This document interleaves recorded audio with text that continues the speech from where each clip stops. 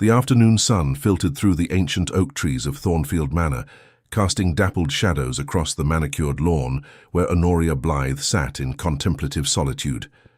Her porcelain teacup, painted with delicate forget-me-nots, rested in her graceful hands as she observed a butterfly alight upon the rim of the marble fountain nearby.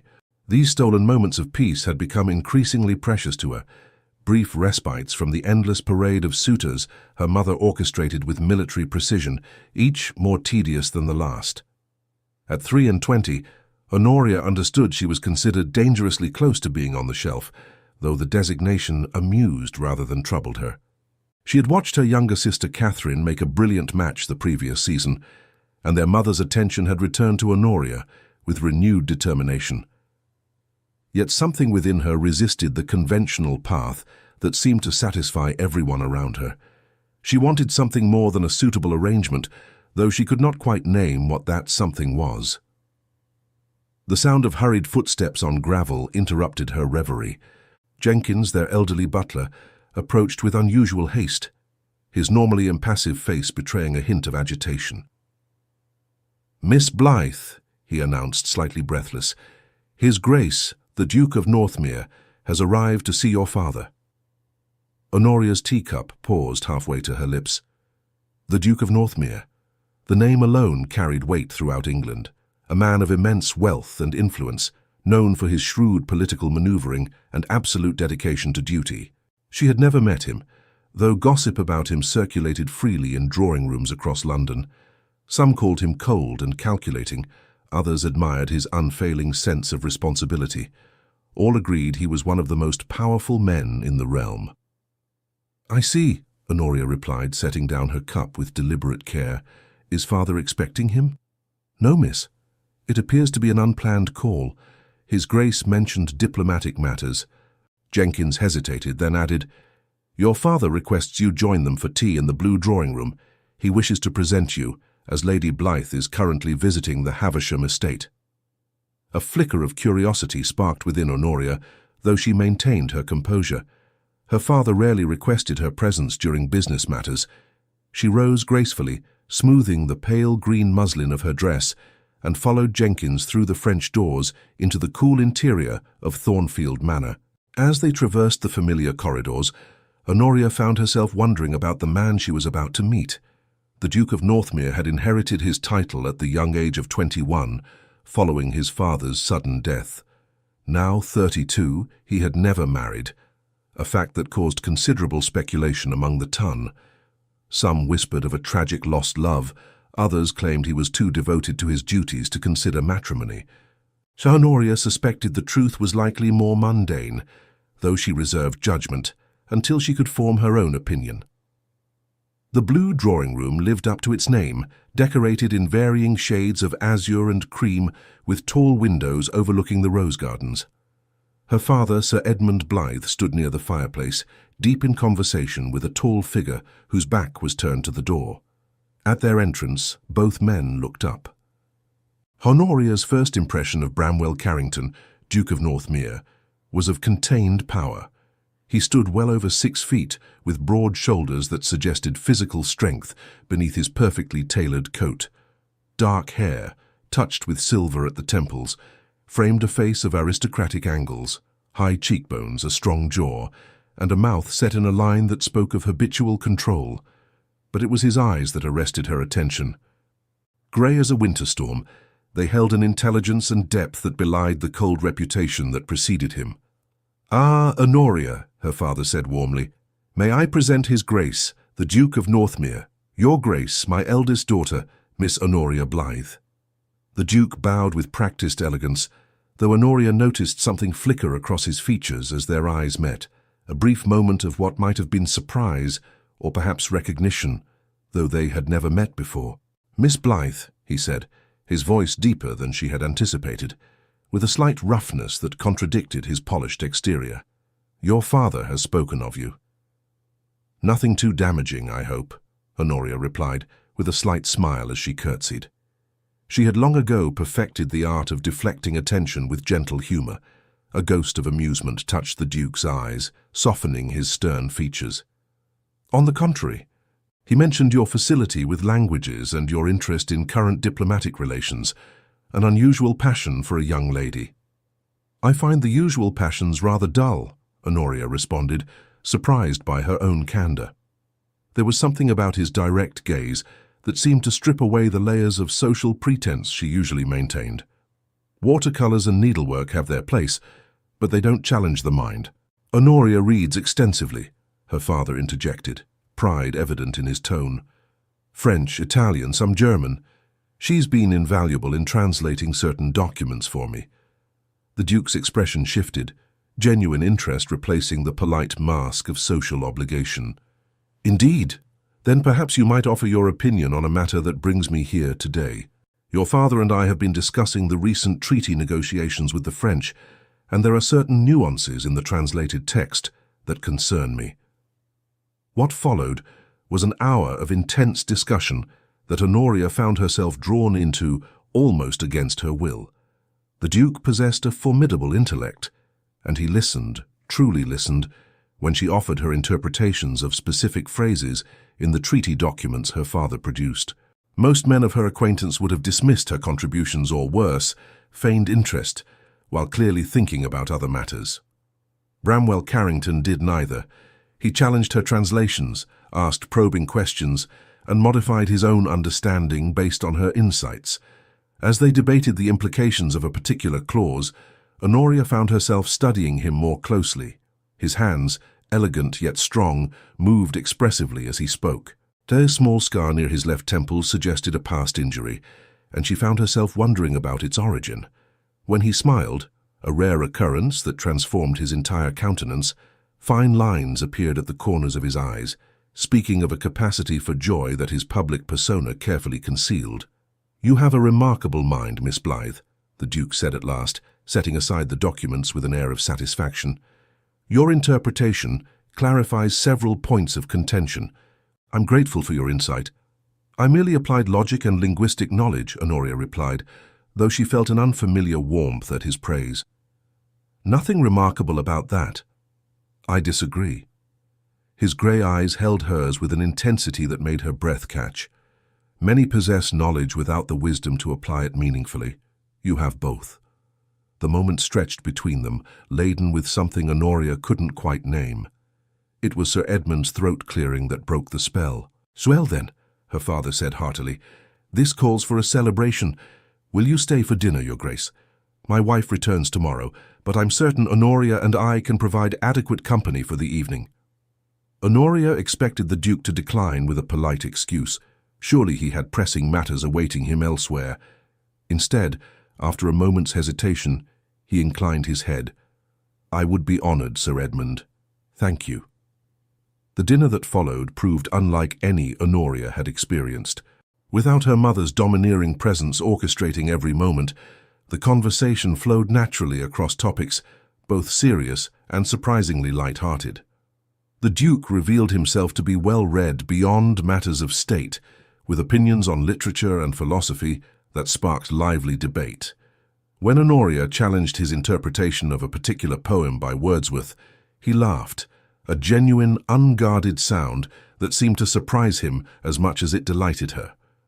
"You're quite wrong, of course," he said, eyes gleaming with humor, "but I admire your conviction in defending an indefensible position." "Indefensible?" Anoria arched an eyebrow.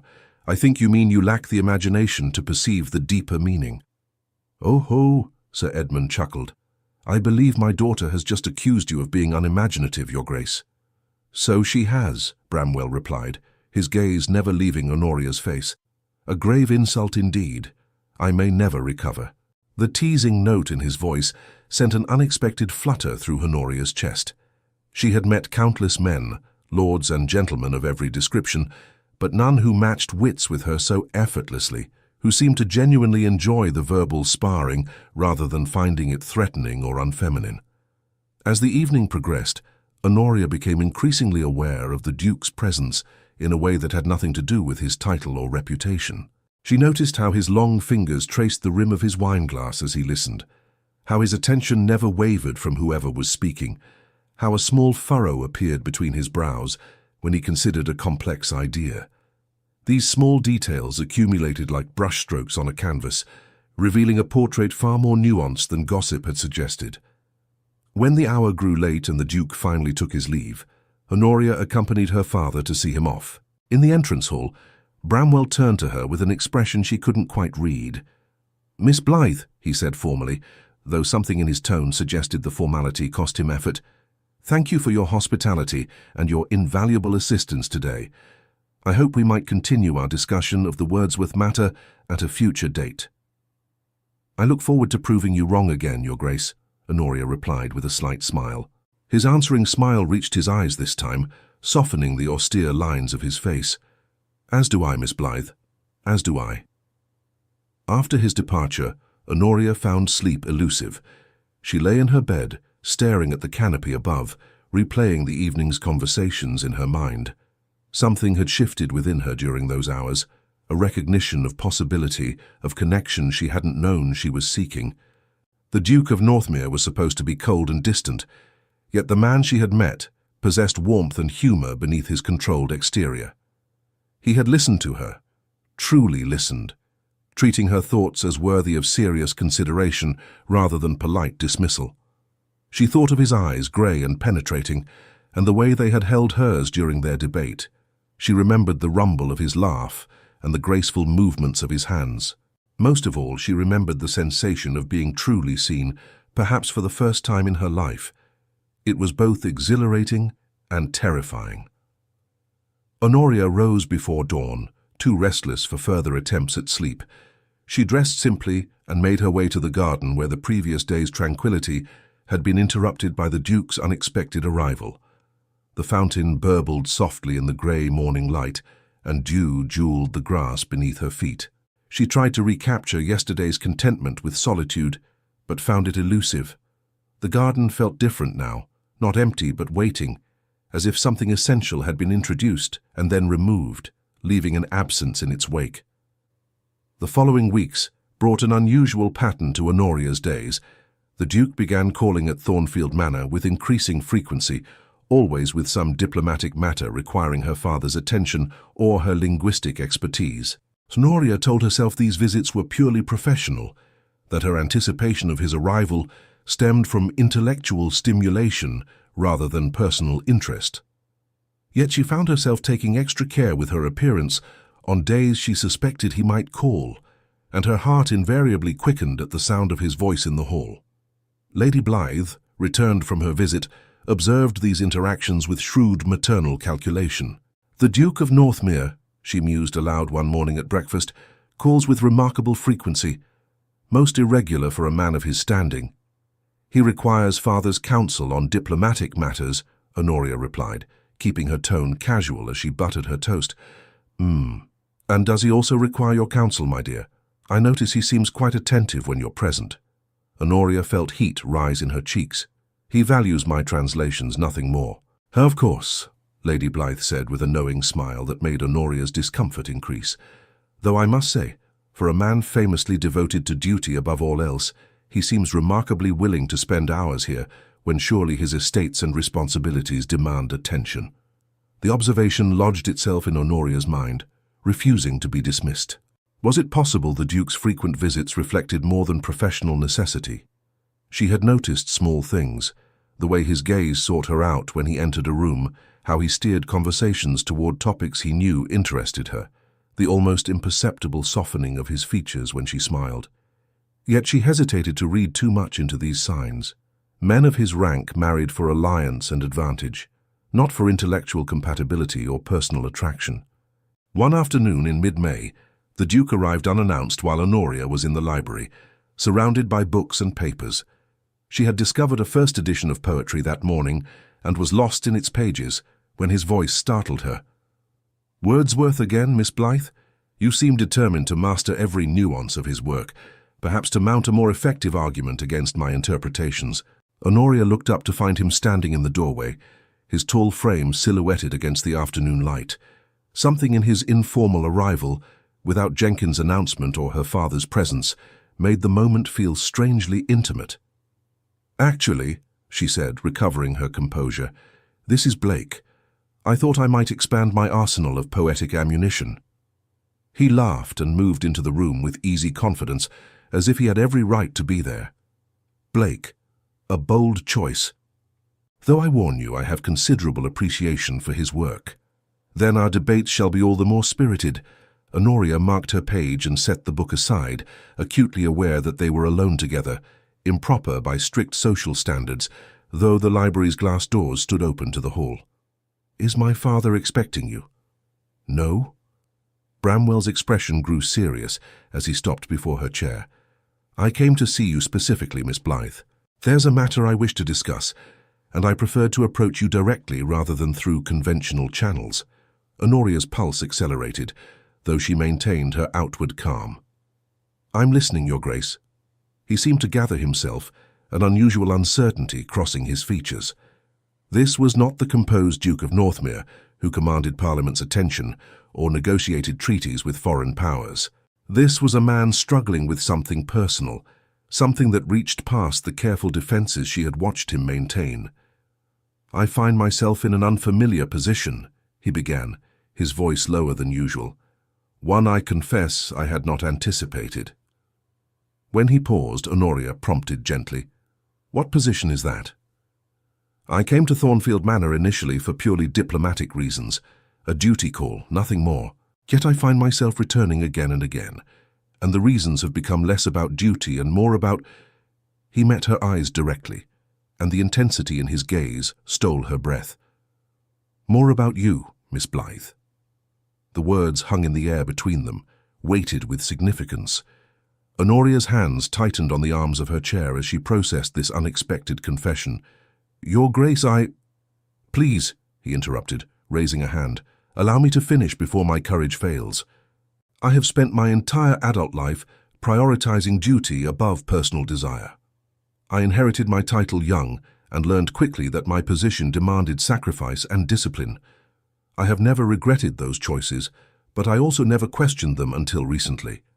Until I met a woman who speaks her mind with intelligence and grace, who challenges me intellectually and makes me laugh in ways I had forgotten were possible.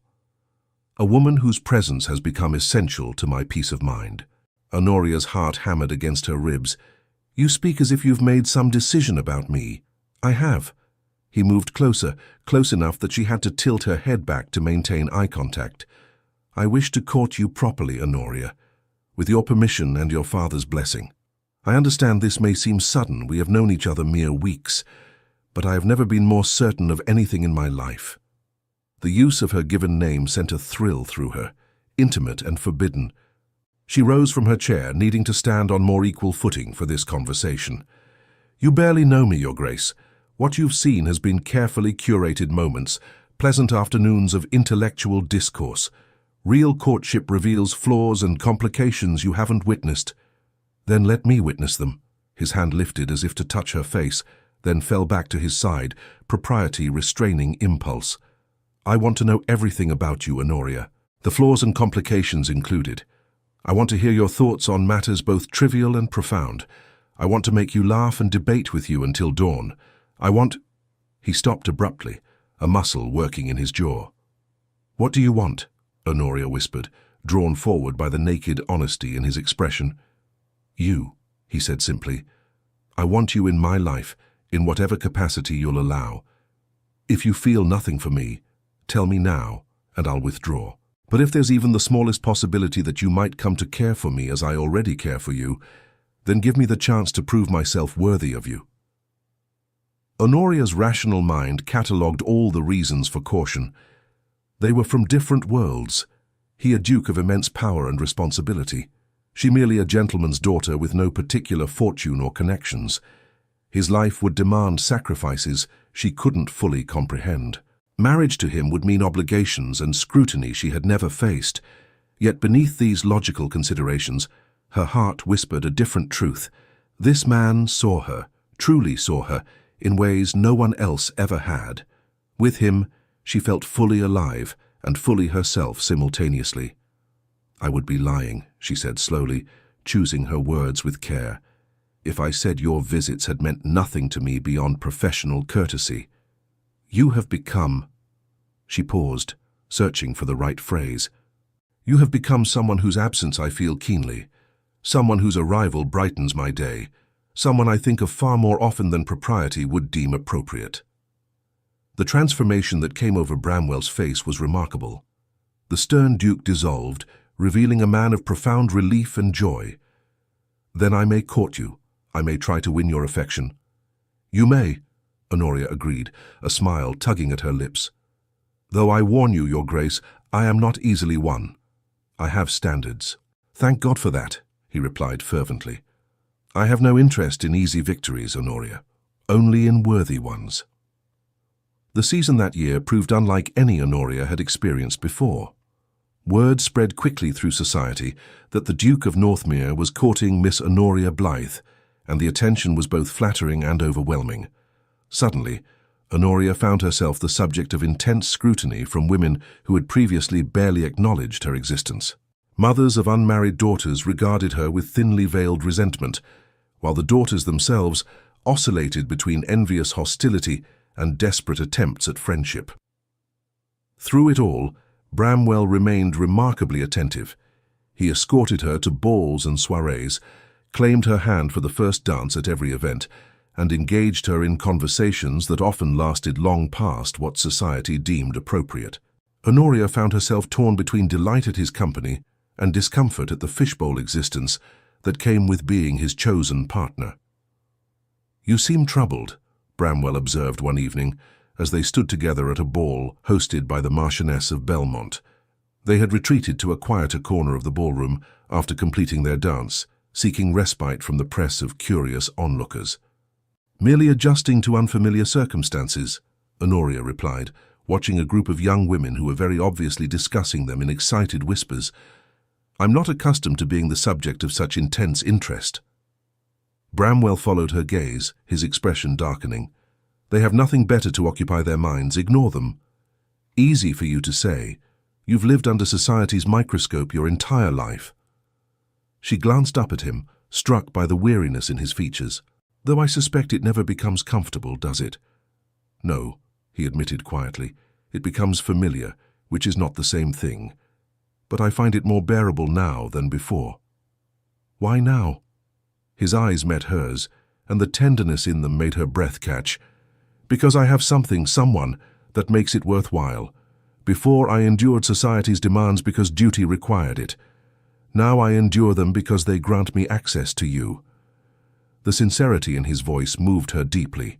In the weeks since he had declared his intentions, Bramwell had proven himself remarkably constant. He sent flowers every morning, not ostentatious bouquets, but carefully selected arrangements that reflected their conversations. A single white camellia, accompanied by a note referencing their debate about botanical symbolism. Wildflowers from his estate's meadows, because she had mentioned loving their untamed beauty. Each gesture revealed how closely he listened, how much attention he paid to the smallest details about her. Yet Anoria sensed shadows in him, places he kept carefully guarded. During their conversations, he would occasionally grow distant, his expression shuddering when topics veered too close to personal history. She knew he had inherited his title following a family tragedy, but the specifics remained unclear. Whenever she approached the subject, he deflected with practiced ease, redirecting attention elsewhere. One afternoon in early June, Honoria's curiosity finally compelled her to action. She sought out her father in his study, knowing he had known Bramwell's father, and might provide insight into the darkness she occasionally glimpsed in the Duke's eyes. "Father," she began, settling into the chair across from his desk, "may I ask you something about the Duke of Northmere?"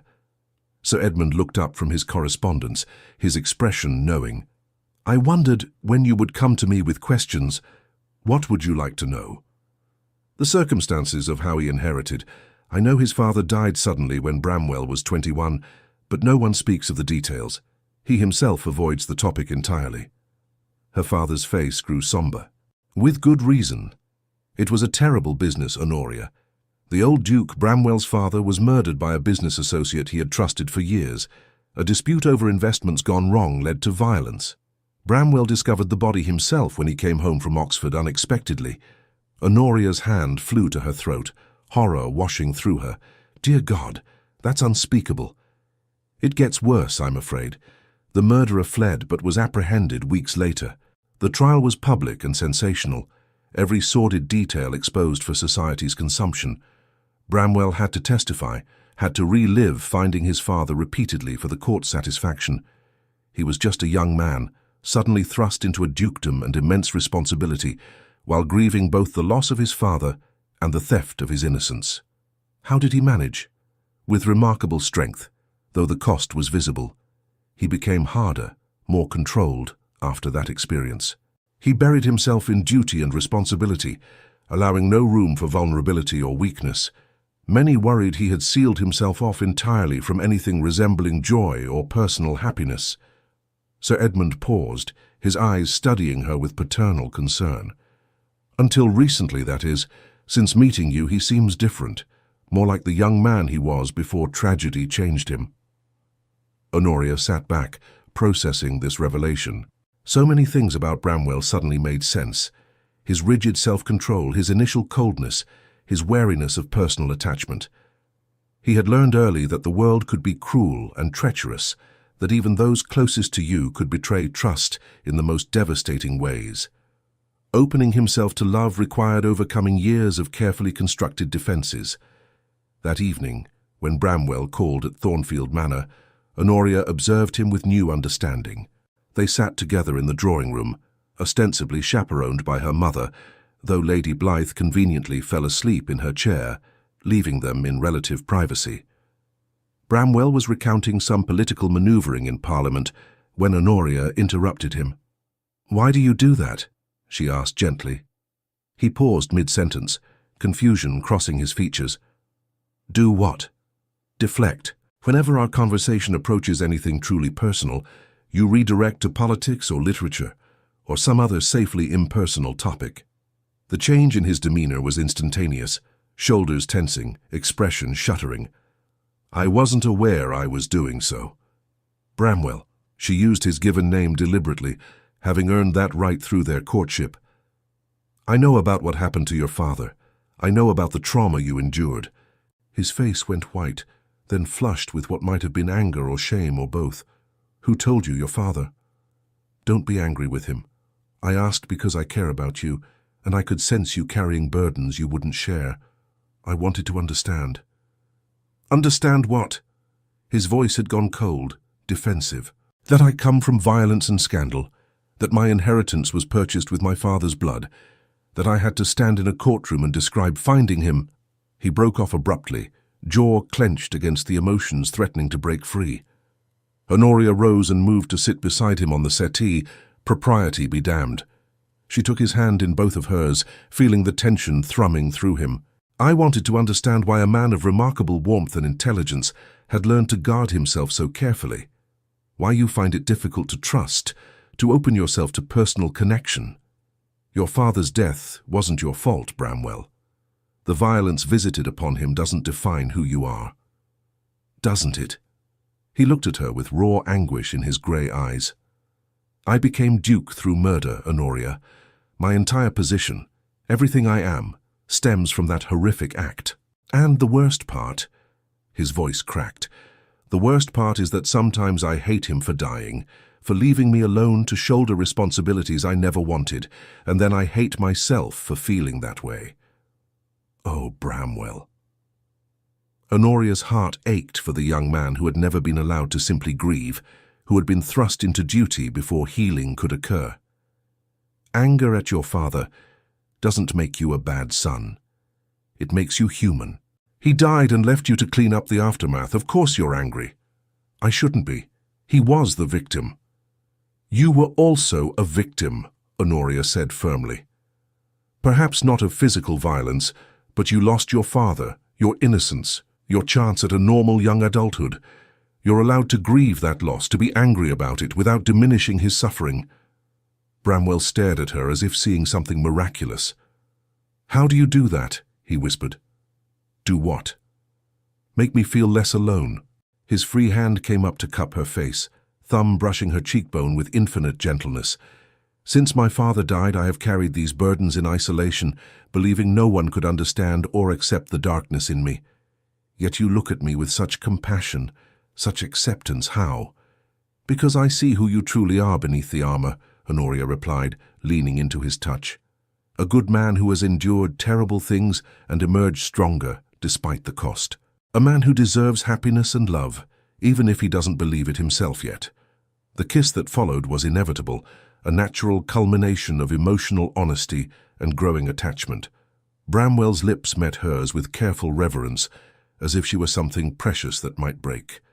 Anoria responded with equal tenderness, trying to convey through touch what words seemed inadequate to express, that he was seen, valued, worthy of affection. When they finally drew apart, both breathing unevenly, Bramwell rested his forehead against hers. "I love you," he said simply.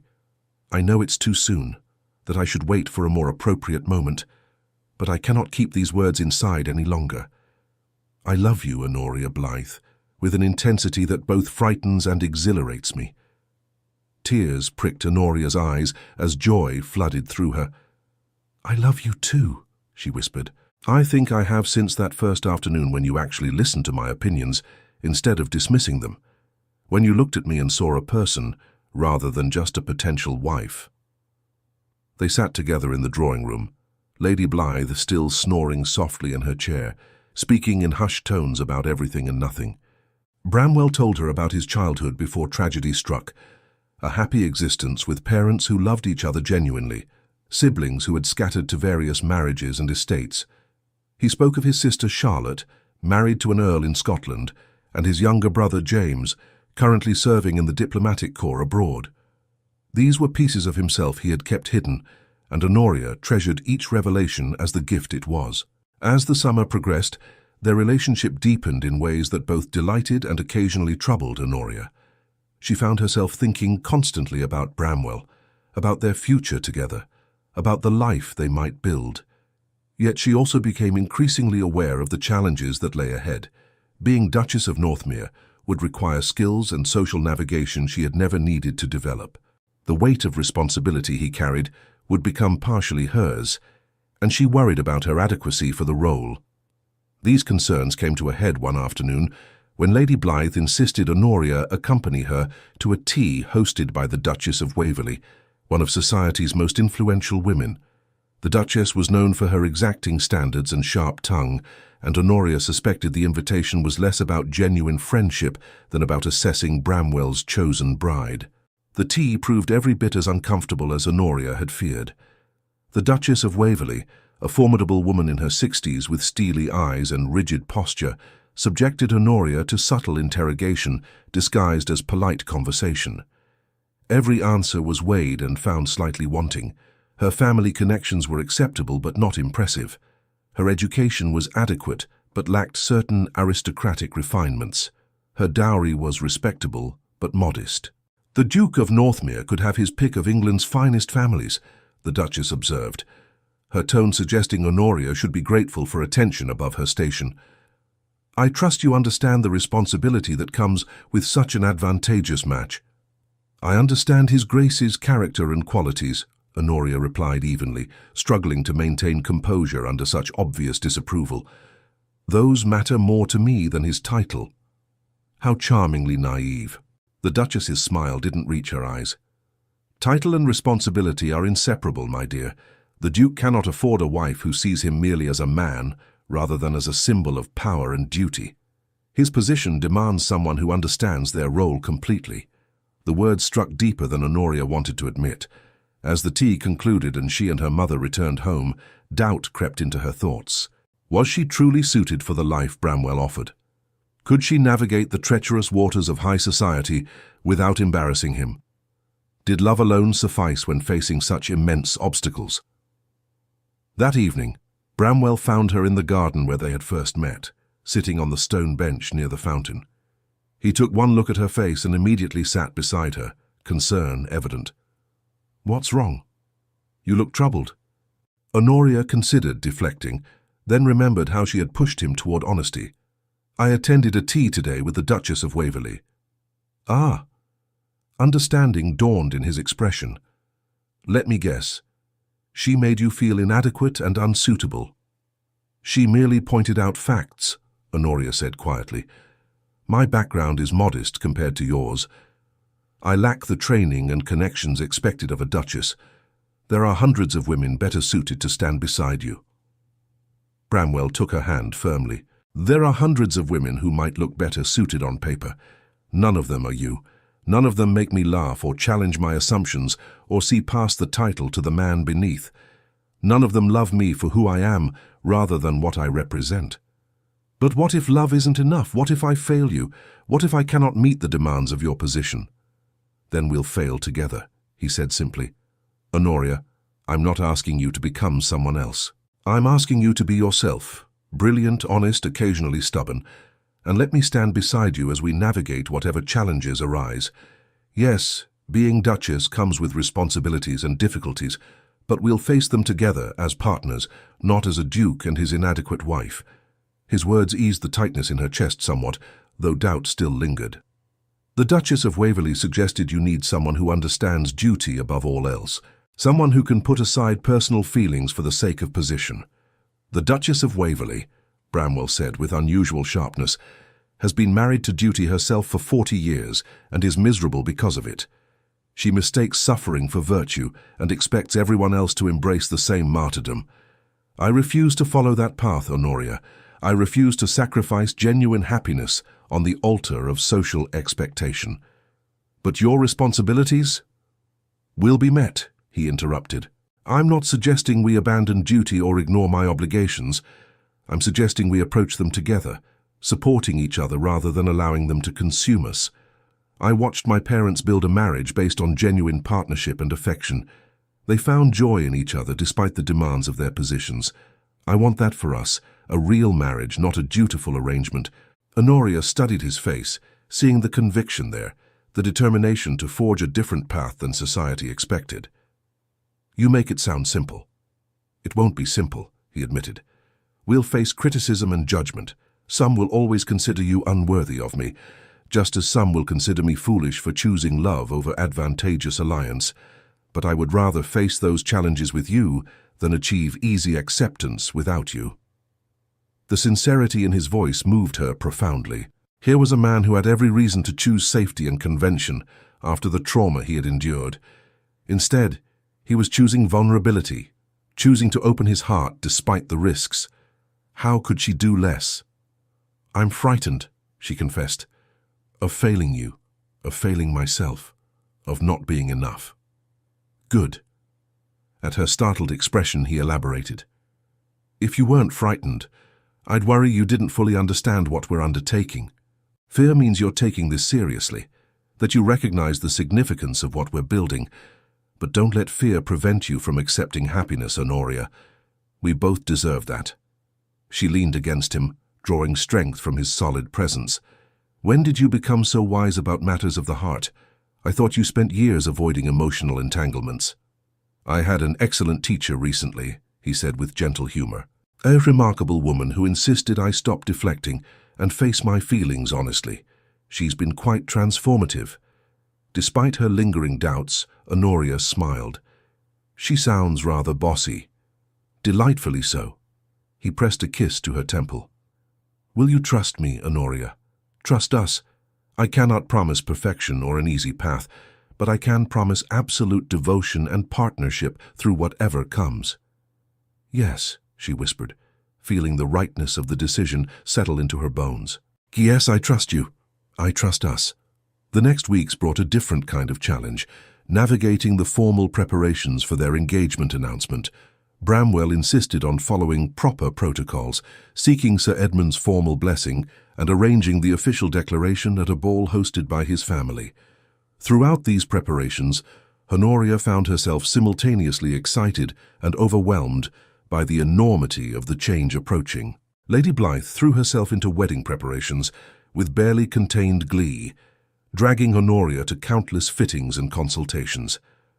Anoria endured the attention with as much grace as she could muster, but she found herself increasingly grateful for the quiet moments she could steal with Bramwell, away from the chaos of planning. "I'm beginning to understand why people elope," she told him one afternoon, as they rode together through his estate's parkland. "The actual marriage seems almost secondary to all this performance." "We could elope if you truly wished it," Bramwell replied, though his tone suggested he knew she wouldn't choose that path. "Though I confess, I'd regret not seeing you walk toward me in that chapel, making our commitment public and official." The image he painted, herself in white, approaching him in the ancient family chapel on his estate, sent warmth through her chest. "No, I want the ceremony. I want to stand before everyone and declare my choice, our choice, publicly. I just wish it didn't require quite so much fabric selection and menu planning."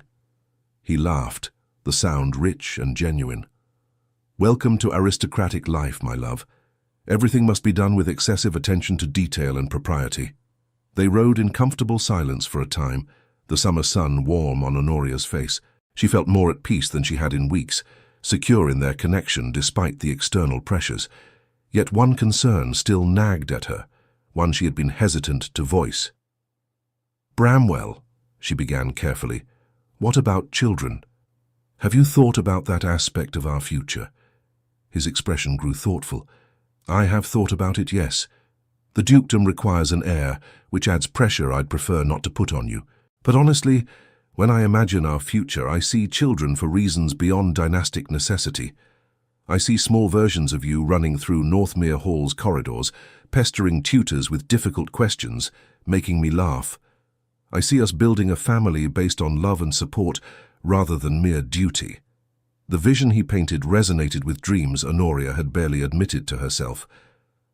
"I want that too," she said softly, "though the thought also frightens me.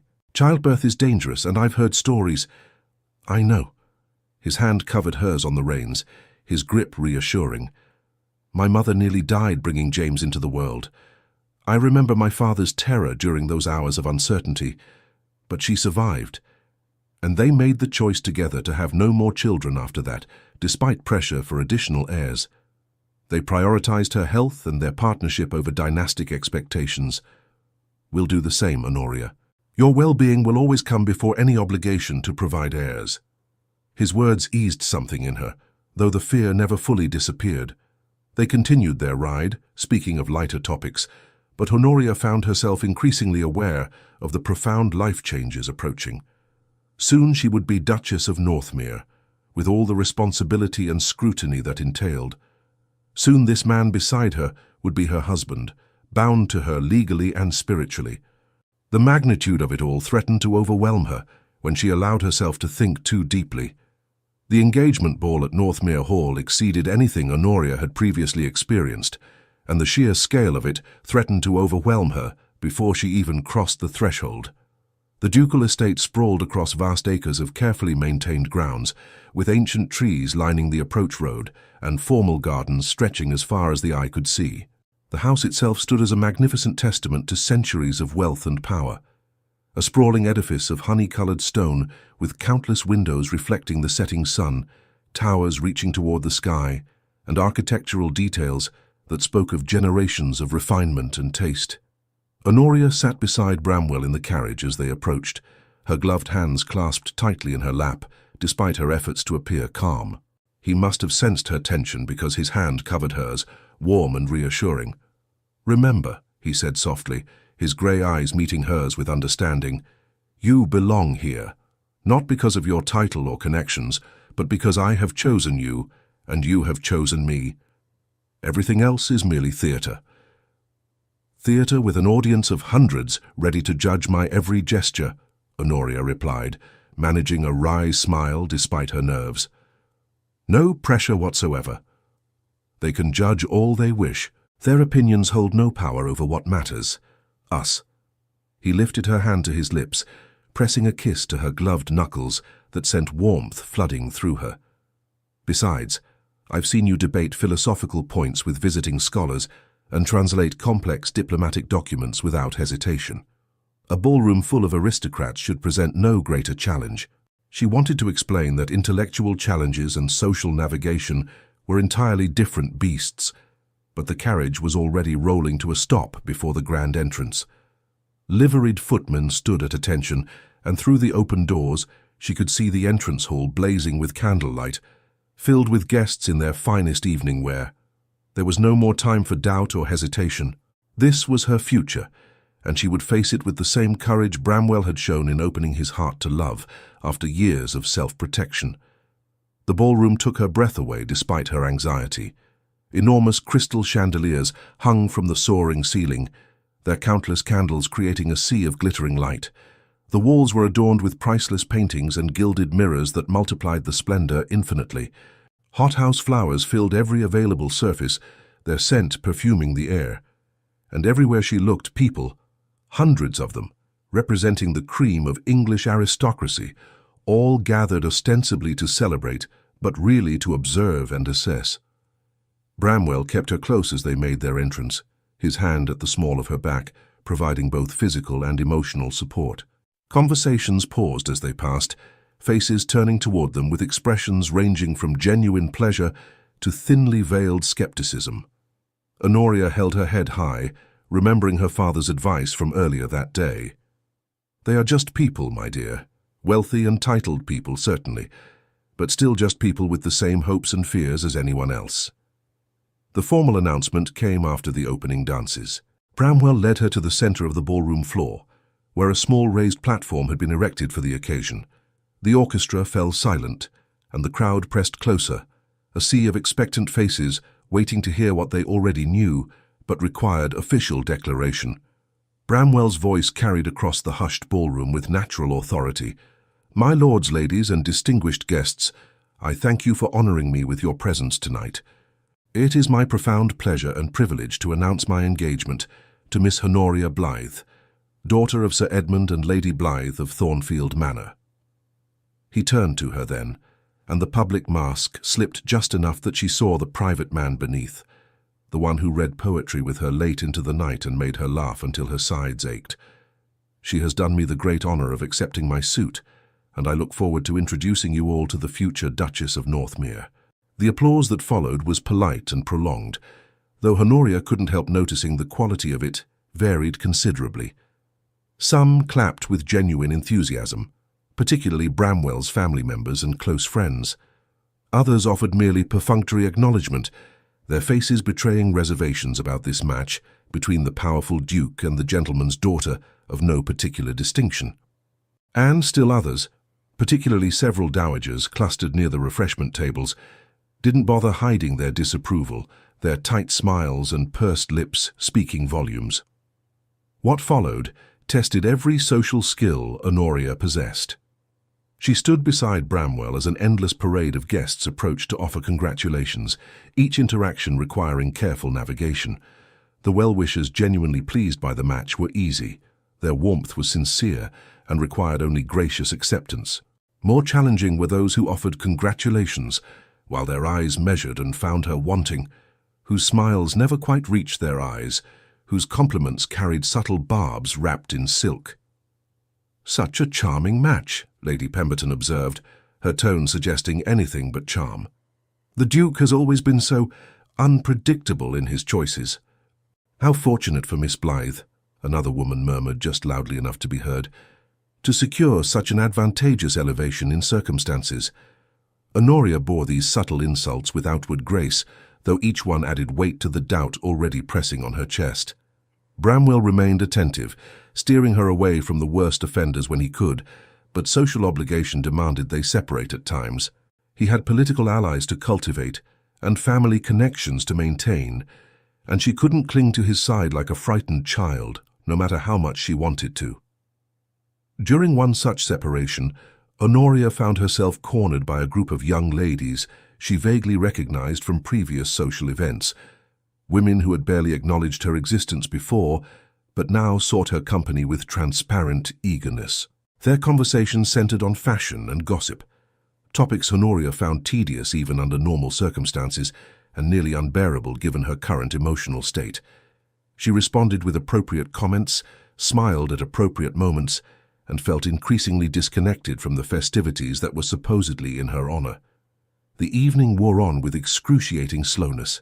Honoria danced with various partners, friends of Bramwell's, relatives making obligatory gestures, political allies currying favor. She made conversation with dowagers who assessed her with gimlet eyes, laughed at jokes that weren't particularly funny, and maintained a pleasant expression until her face ached from the effort. Through it all, she remained acutely aware of the scrutiny, the whispered commentary, the judgment being passed on her suitability for the role she was about to assume. By the time she finally escaped to the terrace for air, exhaustion had settled into her bones. The cool night breeze felt like absolution after the stuffy ballroom, and she breathed deeply, letting tension ease from her shoulders. The moon hung full and bright above the gardens, illuminating manicured hedges and marble statuary with silver light. She stood alone at the stone balustrade, gazing out at beauty that existed independent of social judgment, finding comfort in its indifference to human drama. "Running away from your own engagement ball?" The voice was feminine, warm with humor rather than criticism. Anoria turned to find a tall woman with auburn hair and Bramwell's grey eyes approaching with a sympathetic smile. This had to be Charlotte, his sister, the Countess of Roxbury, whom Anoria had been introduced to earlier in a blur of names and faces. "Merely seeking temporary refuge," Anoria replied, grateful for company that felt genuine rather than performative. "Is it always so overwhelming?" Charlotte joined her at the railing, her evening gown of deep blue silk catching the moonlight. "These events? Yes, I'm afraid so. The first few are the worst because you're still learning who's genuinely welcoming versus who's merely observing protocol.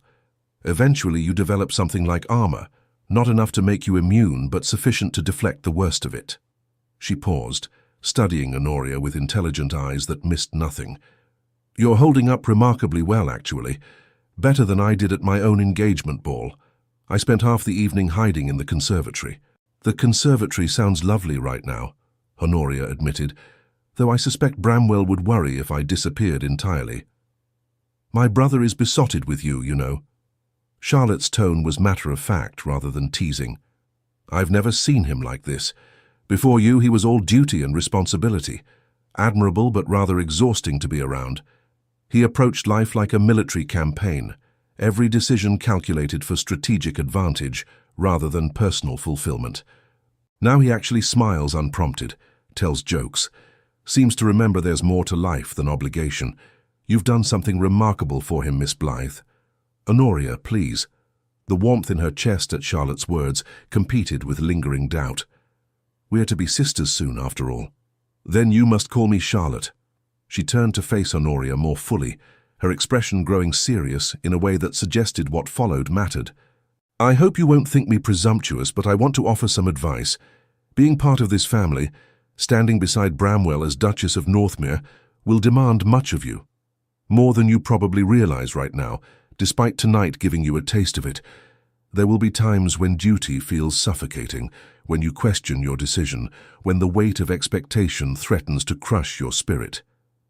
In those moments, and they will come, I promise you, remember why you chose this path. Remember that beneath the Duke of Northmere is a man who loves you desperately and needs your partnership to remain human amidst all the expectations and obligations." Anoria absorbed these words, recognizing the wisdom of someone who had navigated similar challenges and emerged intact. "How do you manage it? The balance between personal happiness and public obligation, between being yourself and being what everyone expects?" Charlotte was quiet for a moment, considering the question with evident seriousness. "Imperfectly," she finally admitted with rueful humor.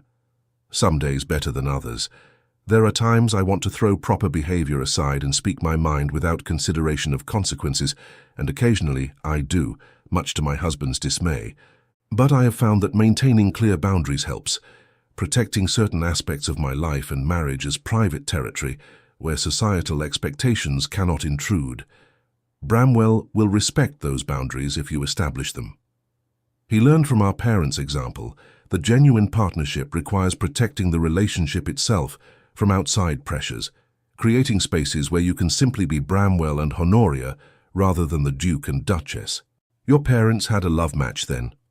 Anoria had heard hints of this, but wanted confirmation from someone who had witnessed it firsthand. "Oh yes, quite scandalous at the time, actually. Mother wasn't considered suitable by many standards. Her family was respectable but not particularly wealthy or connected. Our grandmother opposed the match vehemently, but father was determined, and mother was his match in stubbornness." They built something genuine together, a partnership based on mutual respect and affection. Watching them shaped how Bramwell and I both view marriage, not as merely a duty or social arrangement, but as something that should bring joy and support despite the external demands. Charlotte's expression softened with memory. Losing them was devastating, particularly for Bramwell since he was the one who found father and had to shoulder all the responsibility so young. But their example stayed with him. I think that's partly why he waited so long to marry. He wanted what they had, and he wasn't willing to settle for less. Before Anoria could respond, Bramwell himself appeared on the terrace, his face relaxing when he spotted them. I might have known I'd find my two favorite women conspiring together. He smiled at his sister before turning to Anoria with concern evident in his eyes. You disappeared. I worried the evening had become too much. Charlotte was keeping me company, Anoria assured him, oddly comforted by his worry. It spoke of attention and care rather than criticism. Though I confess I needed the reprieve. Your ballroom is rather crowded with people eager to assess your choice of bride. Something flickered across his face, irritation mixed with protectiveness. Let them assess all they wish. My choice is made and immutable. He offered his arm to her, and she took it gratefully. But perhaps we might end the evening soon. I suspect we've fulfilled our social obligations sufficiently, and you look exhausted. They returned to the ballroom for the final formalities, but Bramwell was true to his word. Within the hour, they had made their farewells and were ensconced in the carriage heading back toward London, where Anoria was staying with her parents until the wedding. The privacy after hours of public performance felt like shedding heavy armor, and Anoria slumped against the cushions with an exhausted sigh. That was, she began, then trailed off, unsure how to characterize the evening. Ordeal? Trial by fire? Circus? Bramwell suggested, his own exhaustion evident. Choose your descriptor. They all apply. All of the above. She turned to look at him in the dim carriage light. Does it become easier? Or do you simply become more numb to it? A bit of both, I think. You develop strategies for managing the attention, learn to recognize who requires genuine engagement versus who can be dispatched with polite formality. But the core discomfort never entirely disappears, at least not for me. I've never enjoyed being on display. He took her hand, lacing their fingers together. Tonight was harder than most because I could see how uncomfortable it made you, and I felt helpless to fully protect you from it. I don't need protecting, Anoria said, though even she heard the uncertainty in her voice. I need to learn to manage it myself. You will. You're already doing better than you realize. His thumb traced circles on the back of her hand, the gentle motion soothing. Charlotte spoke to you. Yes, she's wonderful, wise and kind without being condescending. I'm grateful to have her as an ally in this. She liked you immediately, told me weeks ago that you were exactly what I needed, though she put it rather less diplomatically. His smile was visible even in the darkness. Something about me finally pulling my head out of my aristocratic posterior and choosing someone genuine over someone merely suitable. Anoria laughed despite her exhaustion. I like her even more now. The following months brought whirlwind preparations that tested Honoria's endurance in entirely different ways than the engagement ball had. Lady Blythe threw herself into wedding planning with barely contained glee, dragging Anoria to countless fittings for the wedding gown, trousseau, and every conceivable accessory.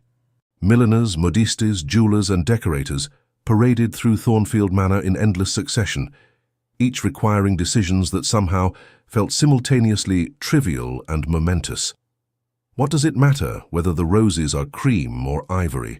Anoria asked in exasperation during one particularly tedious consultation with the florist. They're both beautiful, and in the candlelight of the chapel, no one will notice the difference. You'll notice, her mother insisted. On your wedding day, every detail matters, because you'll remember it for the rest of your life. Trust me on this, Anoria.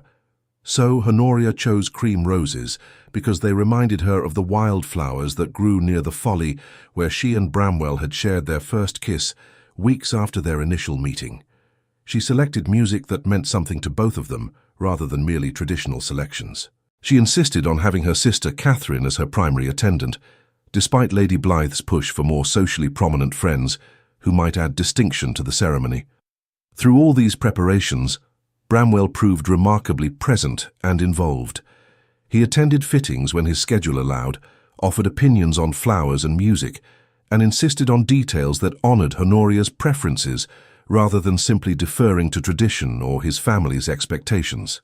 When she expressed fondness for wildflowers over formal arrangements, he arranged for meadow blooms to be incorporated throughout the chapel and reception spaces. When she mentioned loving a particular piece by Mozart that her father used to play for her as a child, Bramwell ensured the specific orchestration would be performed during their ceremony. These gestures meant everything to Anoria, demonstrating that he saw this wedding as the beginning of their shared life rather than merely a social obligation to be managed. Yet even with his support, the relentless scrutiny wore on her. Everywhere she went, people stared and whispered. The engagement had made her a public figure, and she found herself missing the anonymity she had previously taken for granted. The situation worsened dramatically when a scandal sheet published vicious insinuations about her supposed inadequacy for her elevated position. The article, appearing about 6 weeks before the wedding, dredged up minor family indiscretions, a distant cousin's gambling debts, her maternal grandfather's involvement in trade, rumours of her great-aunt's elopement decades earlier. Each detail was presented as scandalous revelation, painting Honoria's family as barely respectable climbers, unworthy of connection to the Duke of Northmere. Anoria read the article alone in her bedroom, her hands shaking as she absorbed each cruel word. The writer questioned everything from her education, to her appearance, to her motives for accepting Bramwell's suit. Gold digger, social climber, manipulative seductress who had somehow ensnared a duke who should have known better. The words cut deep, giving voice to every private doubt she had harboured about her suitability for the role ahead. She was still sitting there, tears streaming down her face despite her attempts at composure, when her mother discovered her. Lady Blythe took one look at the crumpled paper and Honoria's devastated expression and immediately enfolded her in a fierce embrace. "Don't give those words power," she said fiercely. "They're lies designed to sell papers and cause pain, nothing more." "But what if there's truth in them?" Anoria whispered. "What if I am reaching above my station? What if I do damage Bramwell's reputation and standing through my inadequacy?" "Stop!" Lady Blythe pulled back to grip Honoria's shoulders, forcing her to meet her eyes. "You are marrying a man who loves you for exactly who you are. Your worth isn't determined by your family's financial status or social connections.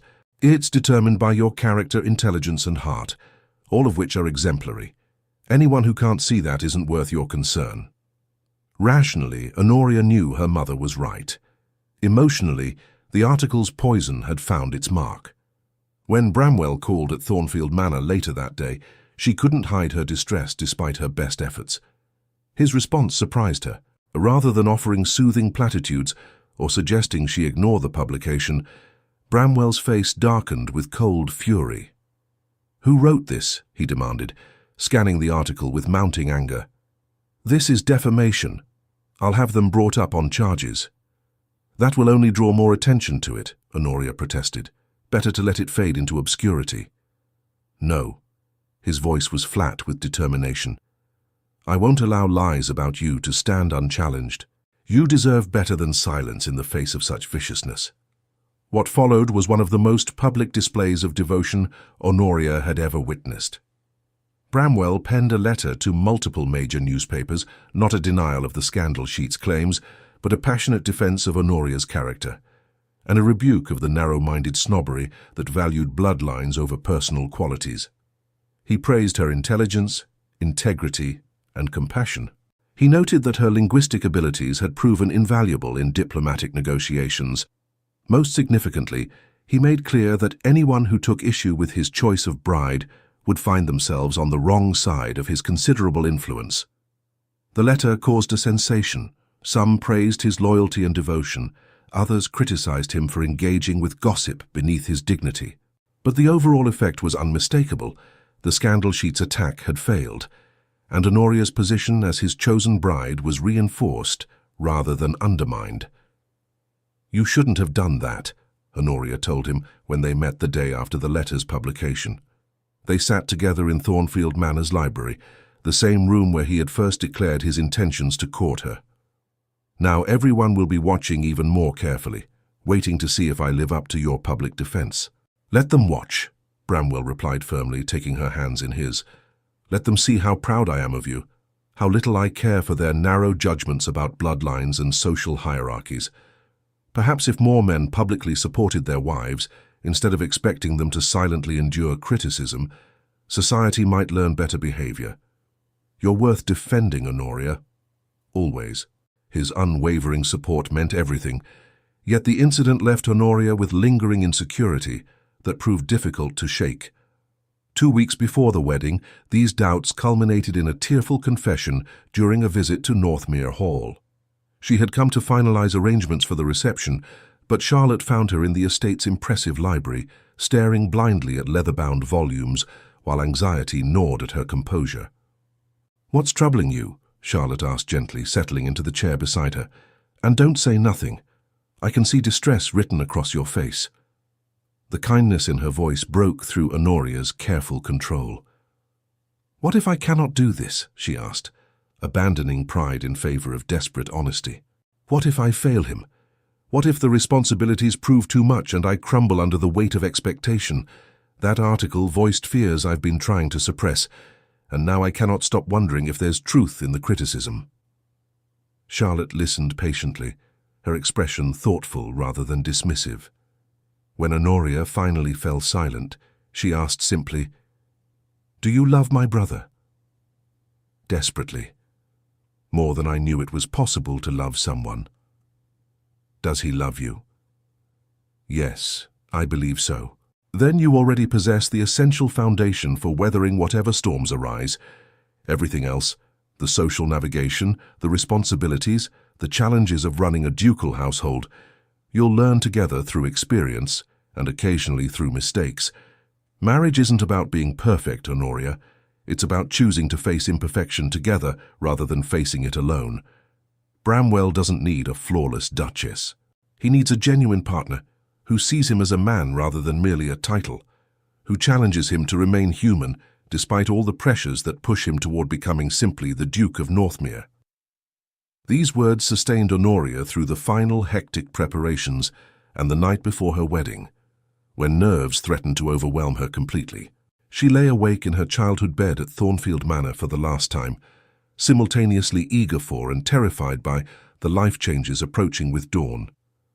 Her wedding gown hung in the wardrobe, ivory silk with delicate lace overlay, the most beautiful garment she had ever owned. Tomorrow she would put it on, walk down the aisle, and speak vows that would irrevocably alter her entire existence. The thought should have brought pure joy, and part of her felt exactly that. Anticipation of joining her life with Bramwell's, of beginning their shared future. Yet anxiety mingled with the joy, whispering questions about her adequacy and strength. Would she be enough? Could she navigate the treacherous waters of aristocratic society without embarrassing him? Would the weight of ducal responsibility crush the spontaneity and authenticity he claimed to love in her? Sleep finally came near dawn, brief and unsettled, ending when her mother and sister arrived to help her prepare. The house bustled with activity, servants rushing about, flowers being arranged, carriages arriving with family members who would accompany them to the chapel. Through it all, Anoria moved in a strange bubble of calm that came from accepting she had passed the point of retreat. This was happening, whether she felt ready or not. Catherine helped her into the wedding gown with gentle efficiency, fastening the tiny buttons up the back while their mother fussed with Honoria's hair. The woman staring back from the mirror looked elegant and composed, betraying nothing of the tumult beneath the surface. Cream roses, her choice remembered from that tedious florist consultation, were woven into her dark hair, and the lace veil that had belonged to her grandmother added timeless grace. "You're beautiful," Catherine whispered, squeezing her shoulders. "Bramwell won't be able to take his eyes off you." The chapel at Northmere Hall could accommodate hundreds, and it appeared every seat was filled when Anoria arrived with her father. Through the open doors, she glimpsed candlelight gleaming on polished wood, wildflowers spilling from every available surface exactly as she had requested, and what seemed like half of English aristocracy craning for a view of the bride. But her focus narrowed immediately to the figure standing at the altar, Bramwell, tall and imposing in formal attire, his face transforming as their eyes met across the distance. The walk down the aisle seemed to take both forever and no time at all. Anoria was vaguely aware of faces turning toward her, of whispered comments and rustling silk, but everything peripheral faded before the intensity of Bramwell's gaze. He watched her approach with such transparent joy and wonder that tears pricked her eyes. This was the man who had listened when she spoke, who valued her mind as much as her appearance, who had defended her publicly and privately, who had opened his guarded heart to her despite every reason for caution. And in moments he would be her husband. Sir Edmund placed her hand in Bramwell's at the altar, the traditional gesture of transferring responsibility, though Anoria privately rejected that framing. She wasn't being transferred like property, she was choosing, actively and consciously, to join her life with Bramwell's.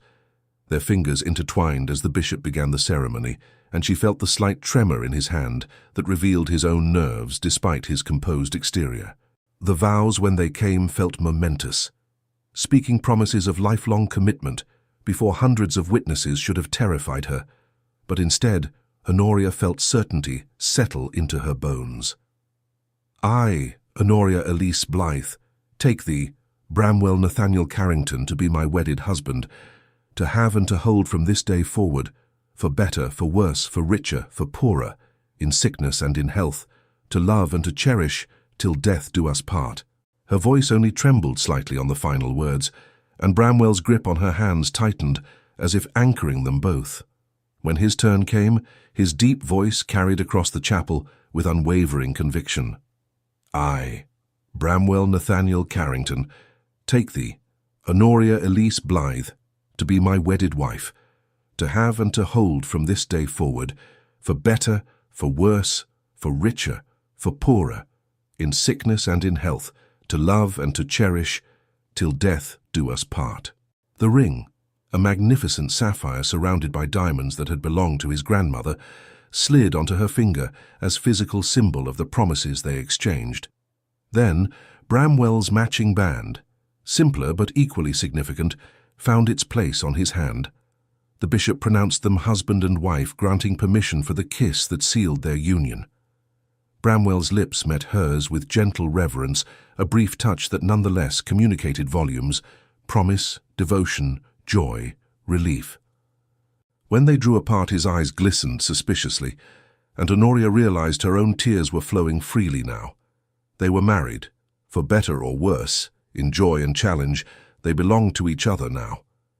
The wedding breakfast that followed brought seemingly endless speeches and toasts, laughter and celebration that Anoria participated in while feeling oddly detached from it all.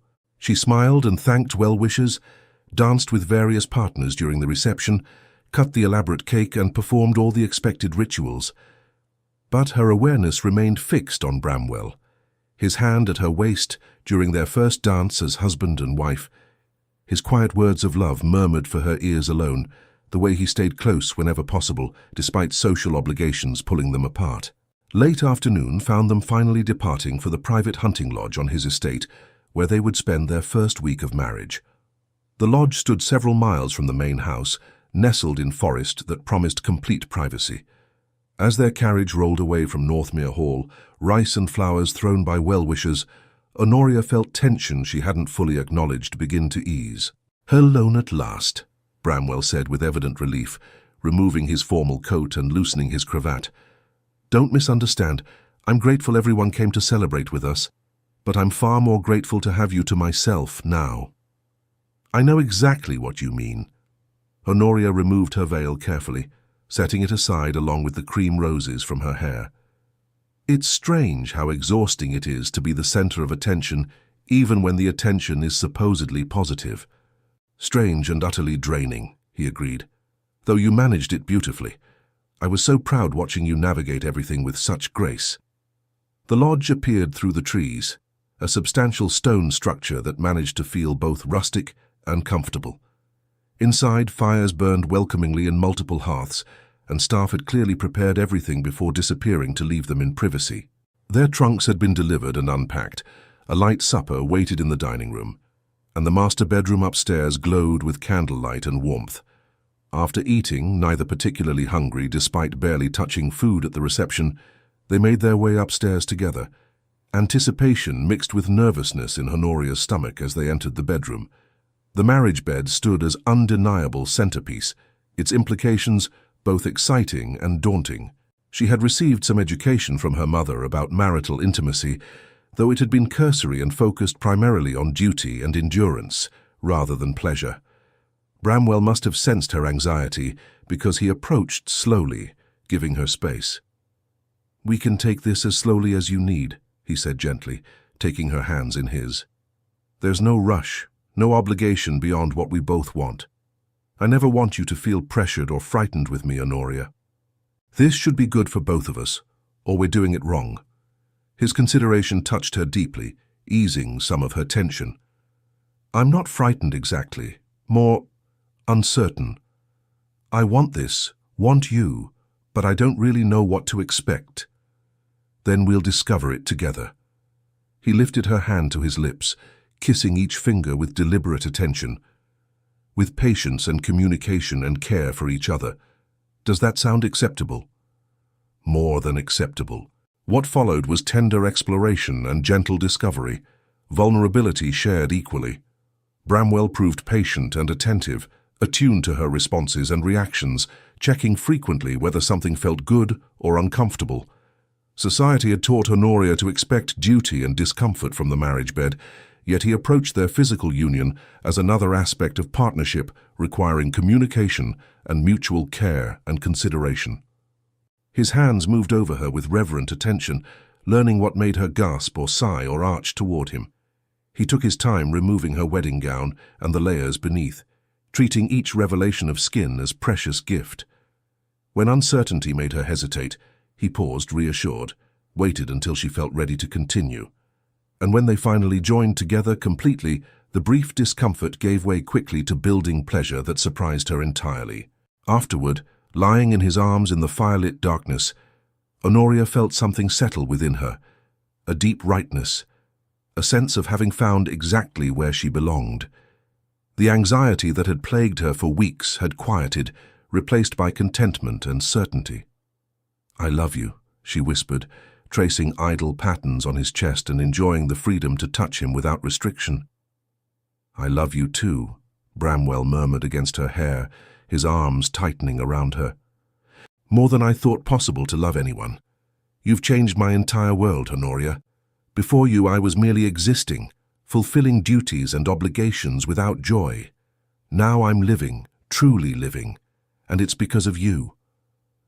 Their week of privacy passed too quickly, though it established patterns that would sustain them through challenges ahead. They talked endlessly about everything and nothing, childhood memories, political philosophies, literary preferences, dreams for their future. They explored the surrounding countryside together, walking hand in hand through forests where autumn was beginning to paint leaves gold and crimson. They read aloud to each other by the fire, debating interpretations and laughing at particularly purple prose. They made love with increasing confidence and joy, learning each other's bodies and preferences without shame or awkwardness. Most importantly, they solidified their partnership and established the foundation that would support them through trials ahead. They discussed practical matters, like how they would manage the various estates under Bramwell's control, what causes Anoria might champion as Duchess, how they would balance public obligations with private needs for connection and rest. They agreed on boundaries, aspects of their relationship that would remain private regardless of social pressure, times when they could be simply Bramwell and Anoria rather than Duke and Duchess. When the week ended and duty called them back, Anoria felt fortified in ways she couldn't have anticipated. Returning to Northmere Hall and the realities of aristocratic life brought immediate challenges. Social obligations multiplying, demands on their time and attention pulling them in different directions, the weight of running a massive household requiring skills she was still learning. But she faced these challenges with Bramwell beside her, and that made all the difference. Her first major test as Duchess came barely a month into their marriage. She was hosting a tea for influential ladies of the ton, an obligation Charlotte had warned her about and helped her prepare for. Everything proceeded smoothly until conversation turned to recent legislation about working conditions in factories. Anoria, who had strong opinions on the subject, made the mistake of expressing them candidly. "The current laws are insufficient," she stated, forgetting Charlotte's warnings about political discretion. "Workers, including children, are being exploited without adequate protection or recourse. Any person of conscience should support stronger regulations." The silence that followed was deafening. Several ladies looked shocked that a duchess would express such progressive views. Others exchanged meaningful glances that suggested they were cataloguing this misstep for later gossip. Lady Pemberton, the same woman who had offered barbed congratulations at the engagement ball, smiled with barely concealed satisfaction at Honoria's social error. The tea concluded shortly after with frosty farewells, and Anoria knew word of her political gaffe would spread rapidly through society. She was proven correct when Bramwell returned from Parliament that evening with controlled frustration evident in his posture. "I heard about the tea," he said without preamble. "Apparently you expressed rather radical views about Labour reform to some very conservative ladies." "I expressed honest opinions about necessary legislation," Anoria replied, her own frustration rising to meet his. "Was I supposed to remain silent while they dismissed workers' suffering as merely the natural order? I'm not asking for silence, I'm asking for basic political awareness and discretion." He ran a hand through his hair, a gesture she recognized as indicating stress. "Your opinions on voting reform and Labour rights may be progressive and even correct, but expressing them publicly puts me in difficult positions with colleagues I need for other legislation. Do you understand that? So I'm supposed to sacrifice my convictions for your political maneuvering? Smile and nod while injustice is defended? That's not fair, and you know it. I'm simply asking you to consider context and consequences before speaking, to recognize that sometimes strategic silence serves greater good than honest declaration. Is that truly too much to request?" The argument that followed was their first serious conflict as husband and wife, and it revealed tensions they would need to navigate repeatedly. Individual conviction versus collective responsibility, personal authenticity versus public performance. The question of where legitimate compromise ended and unacceptable suppression began. They resolved it eventually through difficult conversation that lasted into the small hours.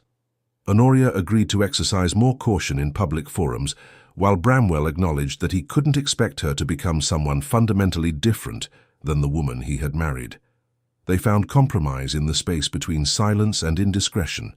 Anoria would continue working for causes she believed in, but through channels that supported, rather than complicated, Bramwell's political efforts. "I fell in love with a woman who speaks her mind and stands by her principles," Bramwell said as they lay together in bed afterward. Tension finally eased between them. "I can't ask you to abandon those qualities without losing what makes you yourself. But I do need you to understand the larger context we're operating within. And I need you to trust that I'm learning to navigate this world," Anoria replied. "I'll make mistakes, probably many of them, but I'm trying. Please be patient with me." "Always," he promised, kissing her forehead. "We're learning this together, remember? Partners through everything, mistakes included." As autumn deepened toward winter, Anoria found her footing gradually. She discovered allies among other duchesses and countesses who shared her progressive views, learning from them how to advocate effectively within society's constraints. She threw herself into charitable work that allowed her to make real difference while avoiding political controversy. And she learned to recognize the distinction between battles worth fighting publicly and those better approached through private influence and patience. Through it all, her relationship with Bramwell deepened in ways that both delighted and occasionally challenged her. They argued sometimes about politics, about social obligations, about how to balance duty with personal needs. But they also laughed together, supported each other through difficulties, celebrated small victories, and weathered larger setbacks as a team. The partnership they had envisioned was becoming real through daily choice and effort, through forgiveness and flexibility, through determination to protect what they had built together. By December, as their first Christmas as husband and wife approached, Anoria could look back on the tumultuous months since their engagement and recognize how far she had come. She was learning to be Duchess of Northmere without losing herself in the role. She had made genuine friendships among women she respected. Most importantly, she and Bramwell had proven their relationship could withstand pressure and conflict without fracturing. The night of their small private Christmas celebration, just family and close friends at Northmere Hall, Anoria stood at the window of their private sitting room, looking out at snow falling gently over the estate grounds. Bramwell joined her, wrapping his arms around her from behind and resting his chin on her shoulder. "What are you thinking about?" he asked softly. "How different everything is from a year ago. Last Christmas I was simply Anoria Blythe, gentleman's daughter, living a quiet life with modest expectations. Now I'm Duchess of Northmere, navigating society and responsibility I never imagined. It's been terrifying and wonderful and exhausting and extraordinary all at once. Regrets?" She turned in his arms to face him directly. "Not a single one. Well, perhaps that incident with Lady Pemberton and the labour reform discussion, but even that taught me important lessons. You've given me a life far richer than I could have found otherwise, Bramwell. Not because of the title or wealth or social position, but because of you, who you are, how you love me, the partnership we're building together. That's worth every challenge we've faced and will face." His kiss was answer and affirmation, promise and gratitude combined. When they finally drew apart, Bramwell's eyes held the same wonder she had seen the day she walked down the aisle toward him. "You're the best decision I ever made, Anoria Carrington, the absolute best. Thank you so much for joining us for this journey of love, partnership, and transformation. If you enjoyed this story of Anoria and Bramwell, discovering love against the odds and building something real together despite societal pressures, we would be so grateful if you would subscribe to Echoes of Romance. Leave us a comment sharing your thoughts. We love hearing from you. Please hit that like button and activate notifications so you never miss another sweeping historical romance. Your support means the world to us and helps us continue bringing you stories of love, courage, and happily ever after. Until next time, may your own love story be filled with the same passion, partnership, and devotion we've witnessed today.